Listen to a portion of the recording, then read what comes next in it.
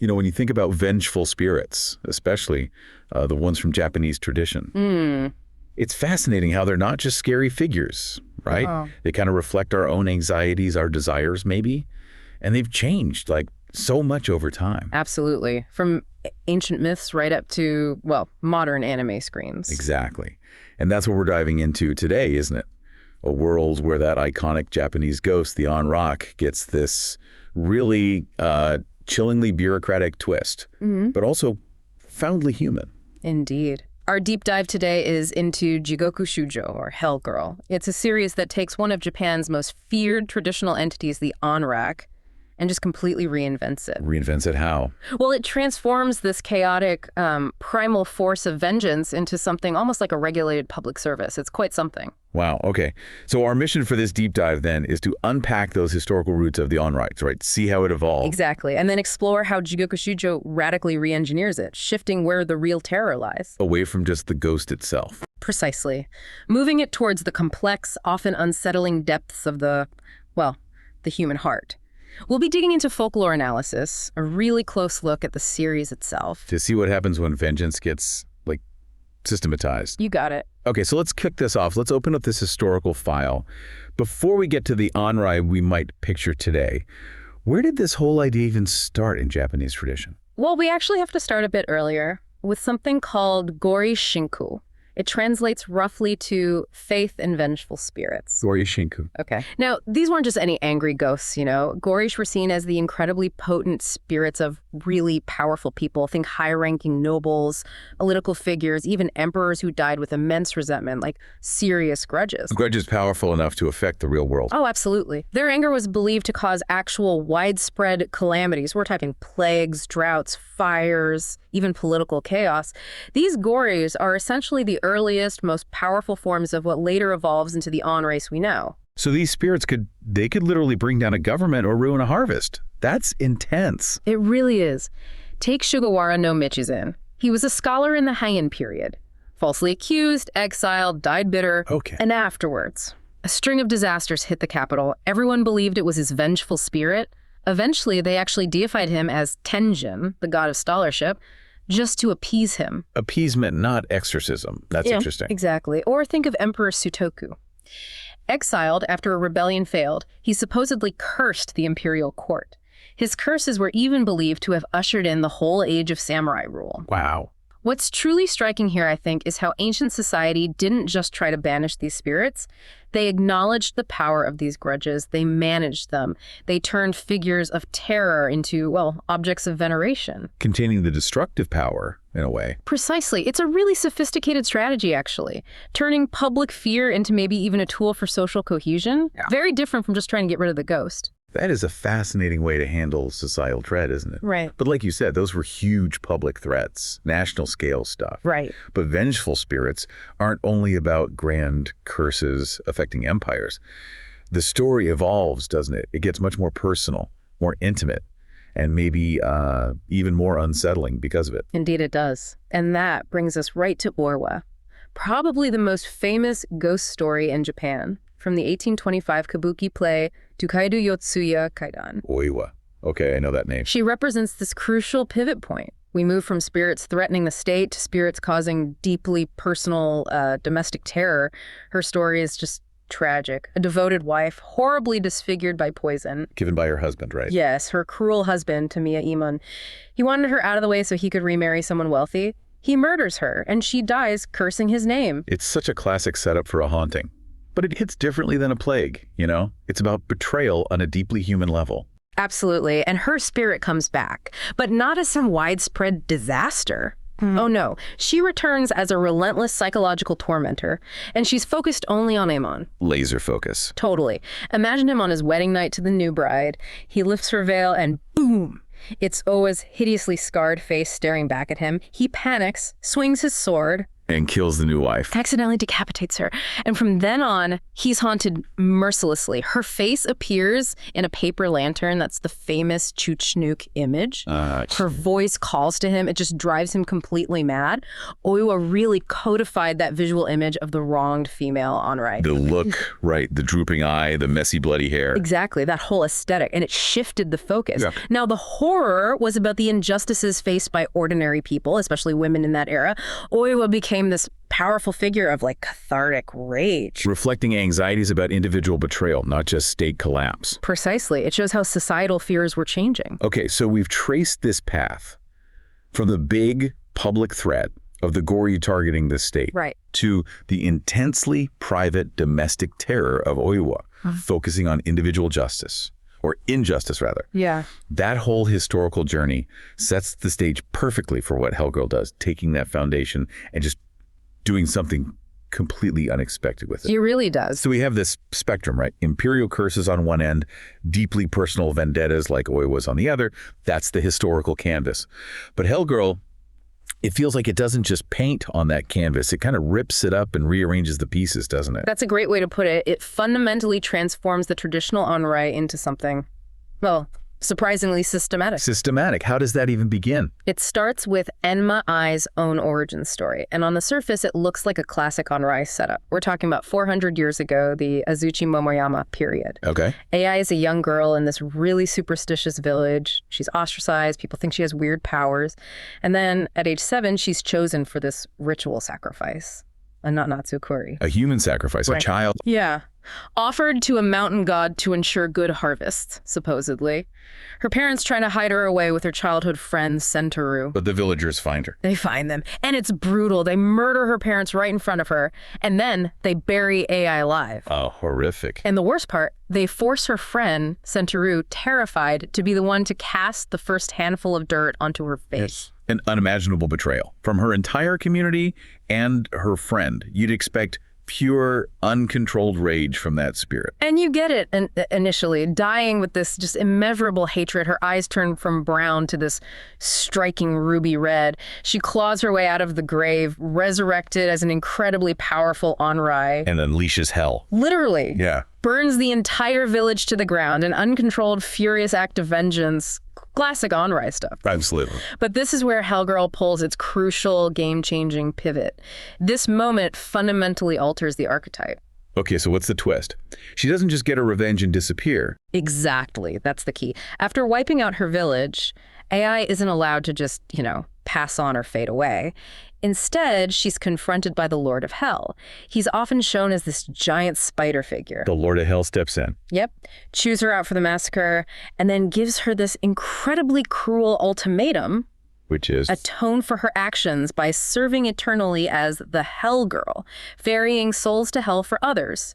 Or her beloved parents' souls, currently in limbo, will be cast into hell for eternity. Oh, wow. It's a terrible choice. It's horrific. So she's forced into this immortal, ageless form. She can never enter hell herself. She's perpetually barred. She becomes this eternal ferryman. Carrying out other people's revenge. Exactly. And the crucial part, she has to seal away her own emotions, become numb, impartial. Her personal agency is just completely stripped away. So she goes from being a force of personal rage to an instrument, a tool in a bigger system. Perfectly put. She's no longer an autonomous force of wrath. She's basically staff. That transformation is just huge. Let's really break that down. Comparing a traditional onryō like Oiwa with this modernized Enma Ai. Good idea. It highlights the shift. Okay, so first, the origin of the grudge. Oiwa's was intensely personal, right? Betrayal by one man for his own gain. Right. But Ai's, it was a collective betrayal by her whole community for what they saw as communal gain appeasing a god. It almost feels like her origin story prefigures her future role in the system. It absolutely does, and that leads to motivation. Oi's was simple. Personal vengeance against Daimon. That's it. Yep. Ai's motivation becomes totally externalized. It's transactional. She carries out these contracts, fulfills others' grudges as eternal penance to save her parents. It's not about her feelings anymore. It's an obligation. A systemic obligation, not personal spite. Exactly. And the agency difference seems like the most radical part. Oiwa was her own boss, right? A force of nature. Completely autonomous. She decided how and when to haunt Aimon. But Ai, she has basically zero agency in initiating vengeance. Yeah. She can only act when a human client pulls that string. That feels like the absolute core subversion of the onryō, doesn't it? It is the central subversion. Think about it. An onryō defined by its uncontrollable rage is now completely controlled, activated only by external request. And her methods reflect that too. Oya's haunting was direct, personal, psychological. Messy even. Yeah. Well, AI uses this standardized ritualistic process, offers the doll, shows some surreal visions, then click, formal ferrying to hell. It's vengeance as a procedure, almost bureaucratic, repeatable. And even the relationship to hell changes. Oya just was vengeful, drawing power from her grudge, maybe. It wasn't formalized. Right, it was implicit, primal. But AI is literally an employee of hell. She works for its master, operates on its shores. The afterlife itself becomes institutionalized in the show. It does. The whole system is formalized. And maybe the most chilling difference, the end game. Oya's vengeance had an end point. Iman dies, her purpose is fulfilled, maybe she finds peace, maybe not, but the task is done. Finite. But AI, her service is eternal.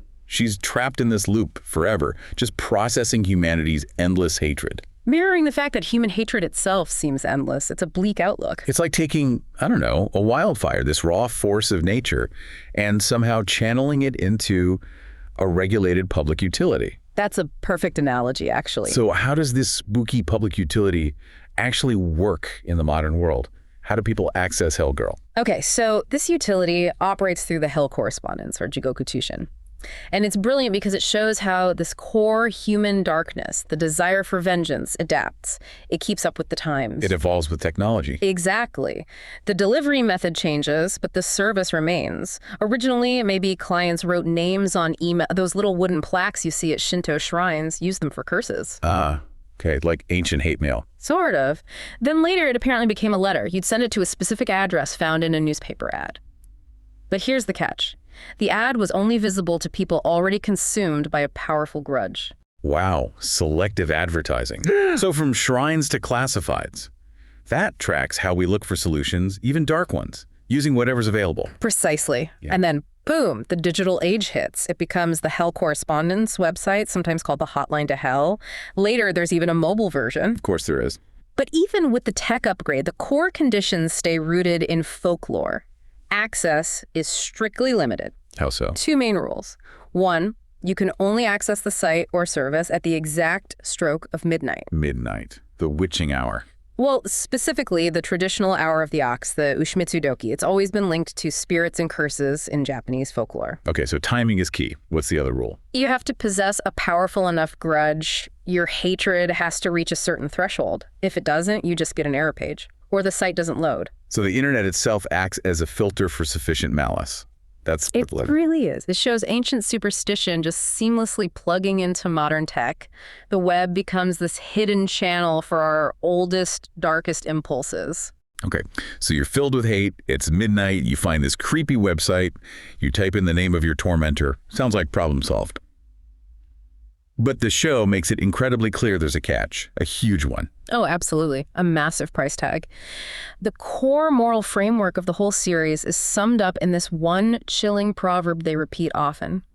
When one person is cursed, two graves are dug. Hito o norawaba anafutatsu. Two graves? Meaning, when you make the request, AI appears, usually in this eerie, twilight-like space. She presents you with a straw doll. The doll, right. That doll is actually one of her companions in disguise. It has a red string tied around its neck. You pull that string, you seal the contract. And the person you hate is? Immediately dragged off to hell. No delay. Instant, terrifying removal from the world. Okay, that's the first grave, Doug. The target is gone. Instant gratification, maybe. But then the second grave. That's the real kicker, the absolute price. By pulling that string, the client condemns their own soul. When they die, could be years later, from natural causes, they too will be sent to hell for eternity. Eternity? Yeah. No parole? None. They get marked too. A black, flame-like crest appears on their chest, sealing their fate. And the system, AI herself, they don't care if the grudge is justified, if the target actually deserves it. Not in the slightest. The system is profoundly amoral. It doesn't judge righteousness or guilt. It only responds to the intensity of the hatred. Is the hatred strong enough to make the request and accept the price? That's all that matters. So it's not justice, it's consequence. Like a tangible form of negative karma. Exactly. It externalizes that concept, which forces you, the viewer, and the client in the show to ask, is any revenge worth that? Worth guaranteeing your own eternal damnation? It's a heavy question. Extremely heavy. And AI isn't running this whole damnation operation solo, is she? Yeah. You mentioned companions. She has a team. She does. And they're not your typical sidekicks. It's almost like Hell has its own specialized departments staffed by other supernatural beings. Like, well, her retinue are mostly figures drawn from Japanese folklore themselves. Yukai, spirits, and tsukumogami, which are objects that gain spirits. They were once wild, maybe dangerous entities, but AI has sort of recruited and organized them. okay, give me the lineup. First, there's Onryō. In folklore, he's this terrifying yukai, a flaming ox cartwheel with the screaming man's face in the hub. Super scary. Yeah, sounds it. But in the show, he usually appears as this mild-mannered old man in a hat. He serves as Ai's chauffeur, driving her around in this demonic, fiery carriage. And crucially, he's the one who transforms into the black straw doll, the physical contract. So the flaming wheel guy is now logistics and contract delivery. Hell's got HR, apparently. Pretty much. He handles transport and the crucial token. Then there's Reni Shimokoku. He looks like a handsome young man, but he can project this giant single eye anywhere. For spying. Exactly. Surveillance. He was originally a katana tsukumogami, the spirit of an old abandoned sword that saw centuries of violence. So now he's the intelligence gathering specialist. The eyes of this operation. Okay, logistics, intel, who else? Hon Anna. Yeah. The Bone Woman. She appears as this elegant, beautiful woman, often in kimono, How's that nice? until she needs to scare someone. Then she can reveal her shrew form, or parts of it, just her skeleton. It's terrifying. Her name comes from a specific skeletal ghost in folklore. In the show, she was a geisha who was betrayed and murdered. Ah, another tragic backstory. Yep. And now she excels at infiltration, disguise, and psychological torment. She's basically the psychological operations expert. PsyOps. Logistics, surveillance, PsyOps. Wow. And A recruited all these disparate, maybe chaotic beings and essentially tamed them, organized them into this hierarchy. It's a microcosm of the whole series theme, institutionalizing vengeance. Okay, so the system is meticulously set up. The rules are chillingly clear. The employees are these tamed monsters, each with a specialty. But when we watch these stories play out episode after episode, what is Jigoku Shōjo really getting at? What does it want us to think about? Well, I think it really digs into the deep ambiguity of victimhood and maybe the failure of regular earthly justice systems. How so? Because a lot of the clients, the people who make the request, are incredibly sympathetic. You see people pushed to absolute despair, relentless bullying, horrific domestic violence, devastating betrayals, often situations where the police or schools or society have completely failed them. So the Hell Correspondence looks like the only option left, a last resort. Exactly. It feels like their only path to any kind of resolution, however dark. But, and this is crucial, the narrative almost never leaves it that simple. It deliberately blurs the moral lines. It's not always clear-cut good guys and bad guys. Rarely ever. Sometimes clients act out of anger that feels disproportionate to the offense. Or maybe they themselves are not entirely innocent in the situation that led to the grudge. Oh, okay. And the show loves its twists. You might have an episode where you discover the person being targeted, they'd already pulled the string on the client first. It gets messy. So that initial satisfaction you might feel seeing a villain get dragged to hell, it gets complicated fast. Immediately undercut. Because you know the client is damned too. There's no clean win. Vengeance is shown again and again as this self-destructive act. It doesn't heal. It just perpetuates the tragedy. So it's really a critique of that eye for an eye mentality. Retributive justice doesn't actually solve anything. I think that's a huge part of it. It suggests that even when vengeance feels totally deserved, it ultimately fails. It just creates more suffering down the line. And this cycle of suffering, it doesn't just trap individuals. Right. Sometimes this whole system can poison an entire community. Oh, definitely. That's the terrifying chain of curses theme. It comes through most powerfully, I think, in the Lovely Hills arc in the second season. Lovely Hills. Yeah. Sounds ironic already. Deeply ironic. There's this young boy, Takuma Kobayashi. He gets scapegoated by the whole town, falsely blamed for all sorts of misfortunes. Just a target for everyone's fear and anger. Exactly. And what happens, the townspeople, gripped by paranoia, jealousy, suspicion, they start using the Hell Correspondence on each other. Hatred becomes this social contagion. Every time someone disappears after being sent to hell, the suspicion on Takuma intensifies, which fuels more people to use the website, often targeting others they suspect are defending him or just don't like. The community just tears itself apart from the inside out. Wow. That shows the terrifying scalability of this, doesn't it? When this private act of damnation goes wide. Its destructive potential becomes exponential. It doesn't just consume individuals anymore. It shreds the actual bonds of trust that hold a society, even a small town, together. It's vengeance gone viral. Chilling. But even within this cold, bureaucratic system of damnation, and with AI supposedly having sealed her emotions, there are cracks, aren't there? Moments where something human, or maybe post-human, flickers through her. She can't always stay detached. That's her core internal conflict, really. It's fascinating. Despite that divine order to be numb and impartial, her own past trauma, her own lingering grudge, or maybe just a deep-seated empathy keeps bubbling up. Like what? Well, remember Sentaru, the friend who betrayed her. When A encounters one of his descendants, Hajime Shibata, centuries later, she shows real overt anger. She even tries to manipulate his young daughter Tsugumi against him. That's not impartial. No, that's personal. Exactly. But then you also see moments of compassion. There's a line about her silently screaming in her heart when she's forced by the rules to send someone truly innocent, someone undeserving, to hell. So the centuries of forced detachment haven't completely erased her core self. It seems not, and it all comes to a head dramatically at the end of season 2. She witnesses Takuma's persecution in Lovely Hills, this child being scapegoated, hunted, about to be killed by the mob. It's just like she was. It's a direct mirror of her own death. And in that moment, her empathy, her connection to that pain, it just overwhelms her duty to the system. What does she do? She breaks her pact. She defies the Lord of Hell. She intervenes and saves Takuma. Wow. Knowing the consequences. Knowing the consequences, and for that transgression, she's temporarily killed, destroyed, and dragged off to hell herself. She does get resurrected later, but that act of defiance is huge. What does that tell us? What's truly ingenious, I think, is that it shows even this being, defined for centuries by a monumental grudge and forced into numbness.